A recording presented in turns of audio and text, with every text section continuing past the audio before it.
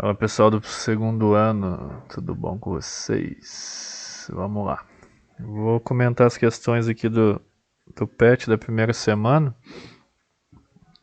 E caso vocês tenham alguma dúvida aí, põe nos comentários, ou se não, manda uma mensagem para mim no WhatsApp. Beleza? Então vamos lá. Primeira semana, eixo temático.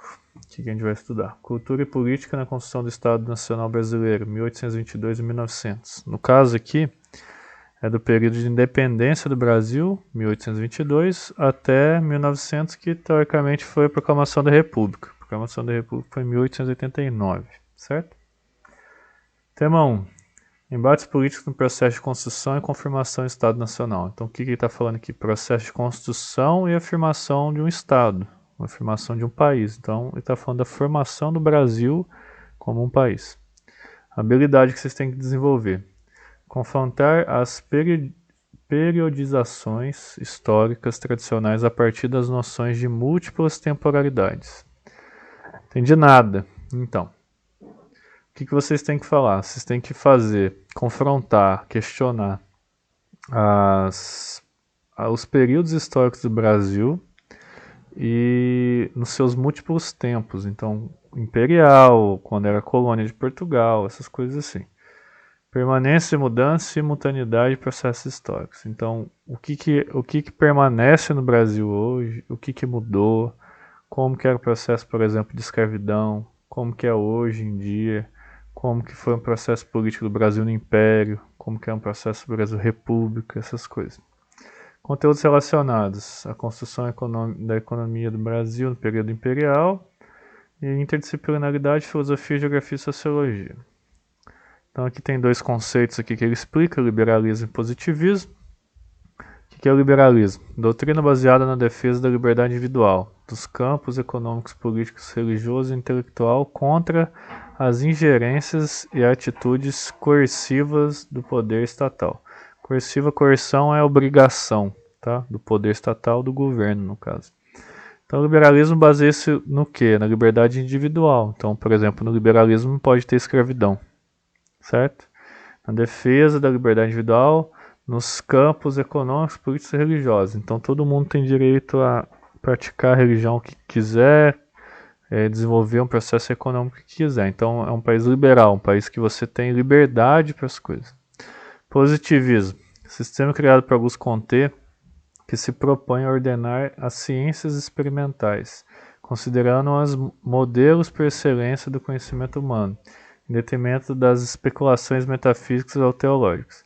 Então, o positivismo ele fala o quê? Ele fala que para você ter conhecimento de algo, você tem que experimentar. Então, isso a gente chama na história, na filosofia, de praxis, você ser algo prático.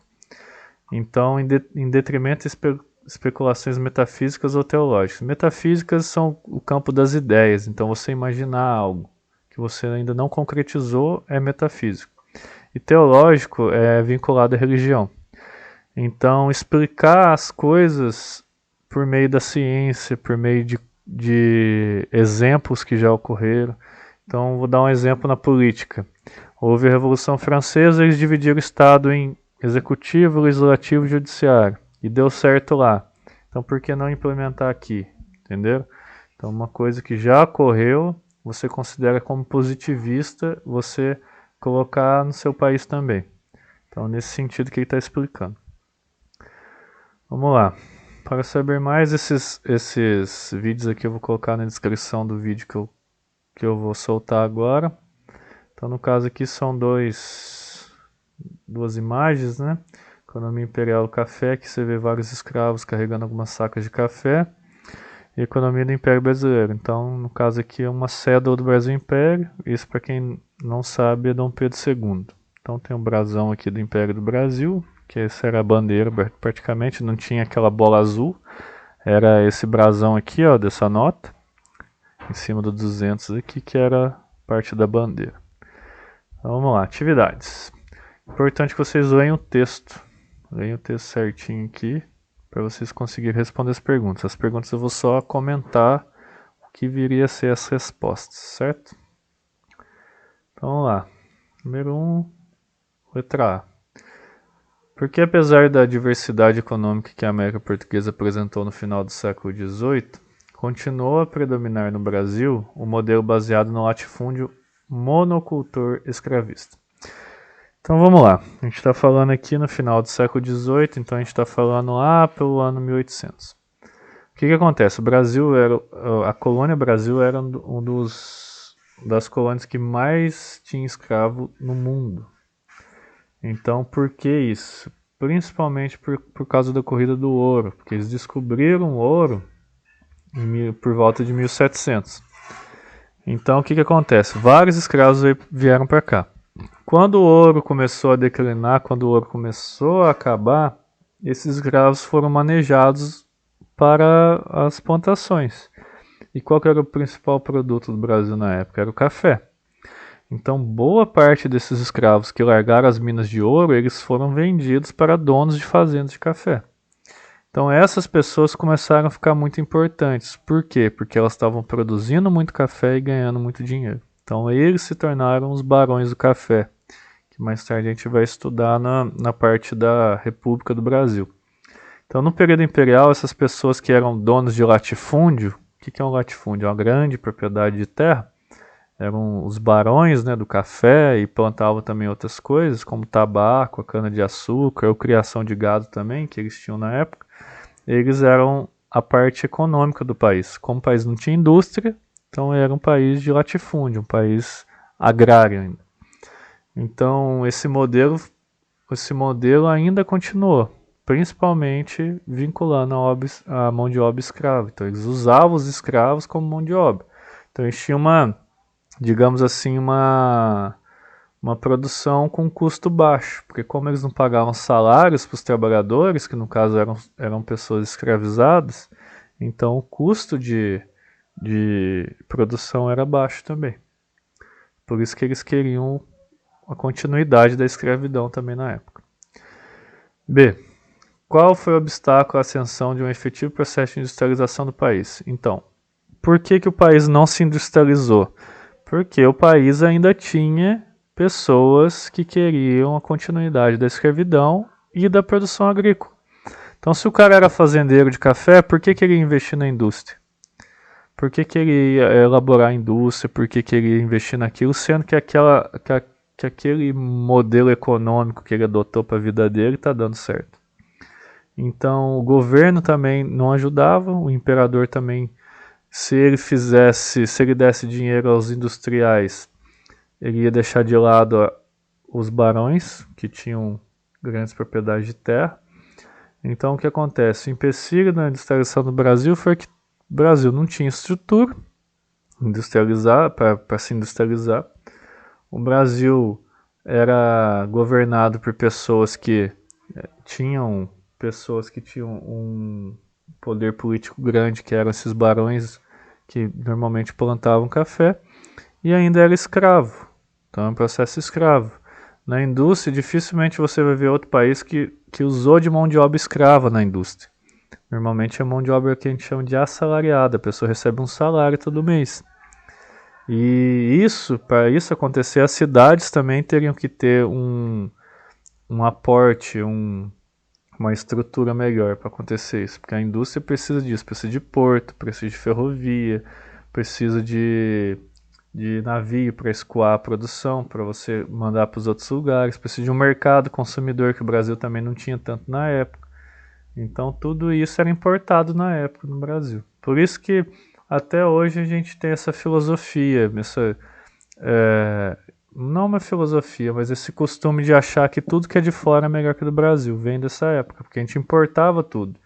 Você queria um pente para pentear o cabelo, era importado da França, um perfume era importado, a roupa era da Inglaterra, então era pouca coisa industrializada era produzida no Brasil na época. Então por isso que a gente ainda tem esse hábito de achar que as coisas de fora são melhores que as nossas. C.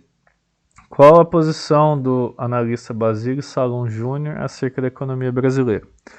Bom, ele fala mais ou menos o que eu falei na B. Ele fala que o país, hoje em dia, ele ainda carrega esse estigma de periferia. O que seria isso?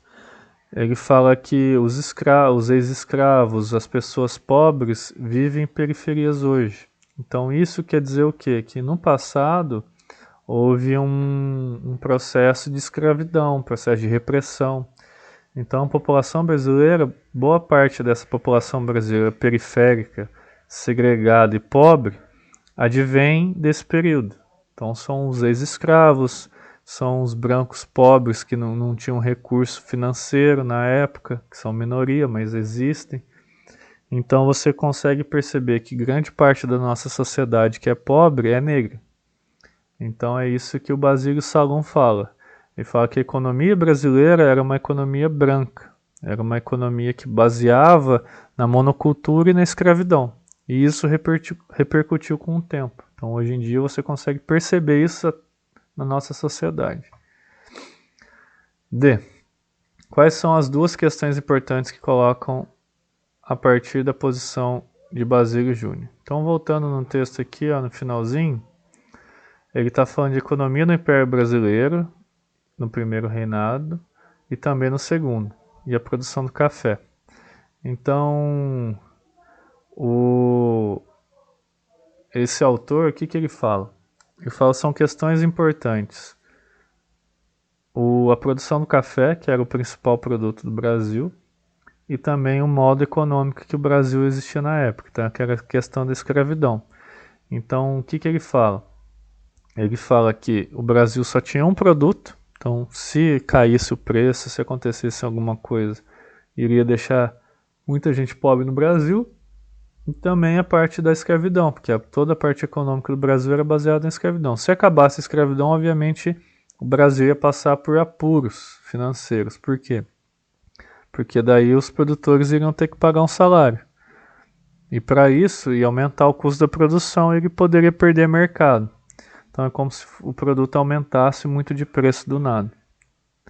Então o autor destaca essas duas posições no texto.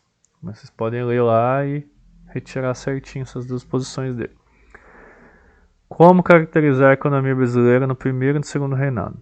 Bom, características da economia.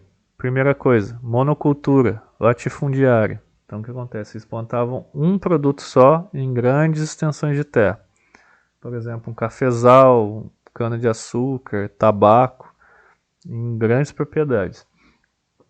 O Brasil se resumia a mão de obra escrava. Então, todo o aparato de funcionário de uma fazenda tal era tudo baseado na escravidão. Então, os negros que exerciam esse processo, eles eram escravizados para a produção. A economia era basicamente agrária, então não existia indústria no Brasil ainda. Professor, não tem nenhuma indústria. Tem algumas indústrias no Rio de Janeiro, em São Paulo, mas em Salvador, só que são indústrias de base, ali começando a se desenvolver. Mas não, o grosso mesmo daquilo que o Brasil precisava de aço, de vidro, de estrutura, de madeira, essas coisas normalmente vinham de fora. Então basicamente é isso. Caso que vocês daí eu pula para a segunda semana, caso vocês tenham alguma dúvida, é só dar um grito aí que eu respondo. Um abraço para vocês, bom final de semana.